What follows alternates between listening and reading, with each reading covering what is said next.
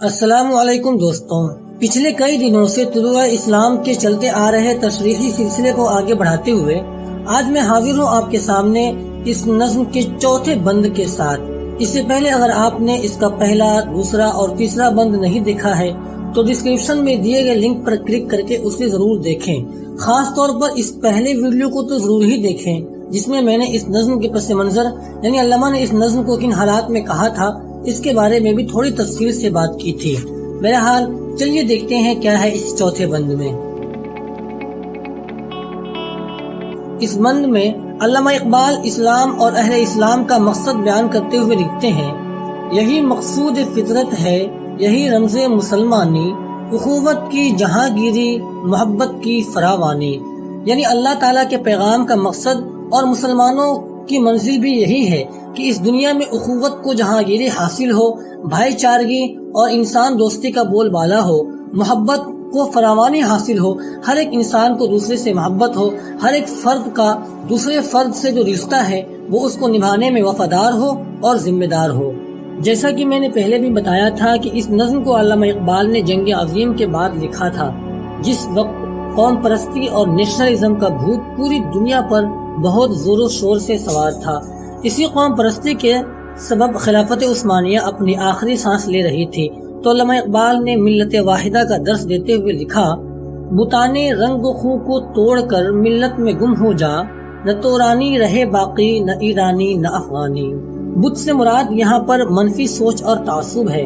کہنے کا مطلب یہ کہ نسل کی بنیاد پر، خون اور رنگ کی بنیاد پر، سرحدی لکیروں کی بنیاد پر تم میں جتنی دوریاں ہیں ان سب کو تو دور کر اور ملت میں گم ہو جا، اپنے آپ کو ایک قوم کی حیثیت سے دیکھ جس کی بنیاد ایمان اور نظریے پر ہے۔ ہر مسلمان ایک دوسرے مسلمان کا بھائی اور خیرخواہ ہے، بھلے ہی وہ دو الگ الگ ملک سے ہوں، دو الگ الگ نسل سے ہوں یا دو الگ الگ رنگ سے ہوں۔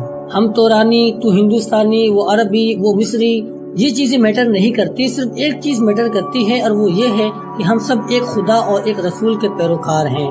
نیشنلزم اور ملک پر ضرورت سے زیادہ تعصب میں پڑے ہوئے لوگوں کو مخاطب کرتے ہوئے وہ آگے لکھتے ہیں کہ میان شاخ ساراں صحبت مرغ چمن کب تک، تیرے بازو میں ہے پرواز شاہین کوہستانی۔ میان شاخ سارا سے مراد یہاں ملک اور قبیلہ ہے، صحبت مرغ چمن سے مراد اپنے ملک اور اپنے قبیلے کے لوگوں سے ضرورت سے زیادہ محبت ہے، صرف اس بنیاد پر کہ وہ ہمارے ملک سے ہیں، بھلے ہی وہ حق پر نہ ہو۔ کوہستان ایک علاقے کا نام تھا پر یہاں مراد پوری دنیا ہے۔ کہنے کا مطلب یہ کہ جب تم جس کے بازوؤں میں کوہستان ہی کیا پوری دنیا کو عبور اور پار کرنے کی صلاحیت موجود ہے، تو میانے شاخ سارا صحبت مرغ چمن کب تک، تو کب تک تم قبیلے یا وطن پرستی میں ضرورت سے زیادہ مبتلا رہو گے؟ اپنی نگاہیں وسیع کرو اور ان سب چیزوں سے اوپر اٹھو، جیسا کہ انہوں نے پہلے کہا تھا، بتانے رنگ و خوں کو توڑ کر ملت میں گم ہو جا۔ گما آباد ہستی میں یقی مرد مسلمہ کا، بیاں باقی شب تاریک میں قندیل رہبانی۔ فرماتے ہیں کہ جس طریقے سے کسی جنگل کے اندر کسی راہب اور درویش کی جھونپڑی میں جلتا ہوا چراغ مسافروں کے لیے بہت مددگار ہوا کرتا ہے، جب مسافروں کو اپنے راستے میں اندھیرا اور صرف اندھیرا ہی دکھے اور وہ اپنی ساری امیدیں کھو دے تو پھر اس راہب کا چراغ ہی کام آتا ہے۔ ٹھیک اسی طریقے سے پوری دنیا ایک بھٹکے ہوئے مسافر کی طرح ہے اور ایک مرد مومن کا ایمان وہ چراغ ہے جو ان مسافروں کو راستہ دکھانے کی صلاحیت رکھتا ہے۔ مٹایا قیصر و کسریٰ کی استبداد کو جس نے، وہ کیا تھا زور حیدر، فقر بوذر، صدق سلمانی۔ یہاں علامہ فرماتے ہیں کہ آخر مسلمانوں کے پاس وہ کیا چیز تھی جس کی بنیاد پر انہوں نے قیصر اور کسریٰ، جو اپنے وقت کے دو سب سے طاقتور ملک تھے، انہیں ہرا دیا اور ان کے علاقے میں اسلام اور انصاف کے جھنڈے گاڑے۔ ان کے پاس تھی حضرت علی جیسی طاقت، حضرت ابو ذر جیسا فقر اور حضرت سلمان فارسی جیسی سچائی۔ یہاں انہوں نے صحابہ کرام کی خوبیوں کو بیان کیا ہے۔ حضرت علی کتنے طاقتور تھے اس بات کا اندازہ تو سبھی کو ہے، تاریخی کتابوں میں اس کے بے شمار واقعات ملتے ہیں۔ حضرت ابو ذر وہ صحابی تھے جو اپنے آپ کو دنیاوی تمام خواہشوں سے کوسوں دور رکھتے تھے، تو علامہ فرماتے ہیں کہ کامیاب ہونے کے لیے ان لوگوں جیسا فقر پیدا کرنا پڑے گا، ان لوگوں ہی کی طرح سچائی کو اپنے اندر اتارنا ہوگا اور دنیا سے بے نیازی برتنی ہوگی، تبھی جا کے کامیابی حاصل ہوگی، وگرنہ آج جو حال ہے وہی ہمیشہ رہے گا۔ ٹھیک اسی مضمون کو اور زیادہ وضاحت کے ساتھ بیان کرتے ہوئے لکھتے ہیں، ہوئے احرار ملت جادہ پیما کس تجمل سے، تماشائی شگاف در سے ہے صدیوں کی زندانی.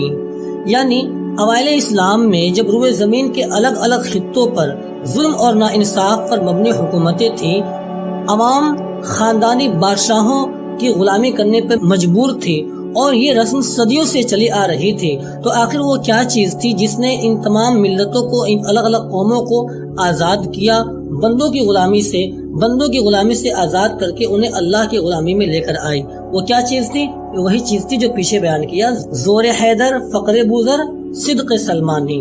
آگے فرماتے ہیں ثبات زندگی ایمان محکم سے ہے دنیا میں، کہ المانی سے بھی پائندہ تر نکلا ہے تورانی. یہاں تورانی سے مراد خلافت عثمانیہ ہے، ترک ہیں، اور المانی سے مراد جرمن کے باشندے ہیں. فرماتے ہیں کہ تمہاری زندگی کو ثبات اور پائیداری، تمہاری زندگی کو دوام اور اس کی طاقت تبھی حاصل ہے جب تمہارے پاس ایمان محکم ہو، جب تمہارا ایمان پختہ اور مضبوط ہو. یہی وہ ایمان اور یہی وہ اللہ اور اس کے رسول کے فکر کی تڑپ ہے جس کی بنیاد پر کہ المانی سے بھی پائندہ تر نکلا ہے تورانی. ترکوں کے پاس یہی وہ دولت تھی جس کی بنیاد پر وہ جرمن سے بھی آگے نکل گئے. ہر اعتبار سے دنیا کے اندر خلافت عثمانیہ وہ سب سے بڑی قوم ہے جس نے بہت ساری جنگیں کری اور بہت سارے دشمن پالے، اور اتنے جنگیں اور اتنے دشمن ہونے کے باوجود بھی وہ صدیوں تک ٹکی رہی. یہ اپنے آپ میں ایک واحد قوم ہے، ورنہ اس سے پہلے جو قوم بھی اپنا سر اتنا ابھارتی ہے اور اتنے زیادہ جس کے دشمن ہوتے ہیں وہ بہت جلد ہی برباد اور ہلاک ہو جایا کرتی ہے. یہ ایمان ہی کی دولت تھی جس کی بنیاد پر خلافت عثمانیہ صدیوں تک چلتی رہی. ثبات زندگی ایمان محکم سے ہے دنیا میں، کہ المانی سے بھی پائندہ تر نکلا ہے تورانی. جب اس انگارے خاکی میں ہوتا ہے یقین پیدا، تو کر لیتا ہے یہ بالوں پرے روح الامی پیدا. انگارے خاکی سے مراد انسان ہے. کہنے کا مطلب یہ ہوا کہ جب انسان کے اندر یقین پیدا ہوتا ہے، جب انسان حوصلہ مند ہو، اس کے اندر کچھ کر لینے کا، کچھ کر گزرنے کا یقین ہو، تو کر لیتا ہے یہ بالوں پرے روح الامی پیدا. روح الامی سے مراد حضرت جبریل علیہ السلام ہیں. تو جس کے اندر حوصلہ ہوتا ہے اس کی اڑان اور اس کی رفتار حضرت جبریل علیہ السلام کی طرح ہو جایا کرتی ہے. جب اس انگارے خاکی میں ہوتا ہے یقین پیدا، تو کر لیتا ہے یہ بالوں پرے روح الامی پیدا. بس آج کے لیے اتنا ہی. ہم اس سلسلے کو آگے بھی جاری رکھیں گے انشاءاللہ. اس کا اگلا بند جلد ہی آپ کی خدمت میں پیش ہوگا. تب تک کے لیے اگر آپ کو میرا کام پسند آتا ہے تو ویڈیو کو لائک کیجیے، چینل کو سبسکرائب کیجیے اور ویڈیو کو شیئر کر کے ہمارے حلقے کو مزید وسیع بنانے میں ہماری مدد کیجیے.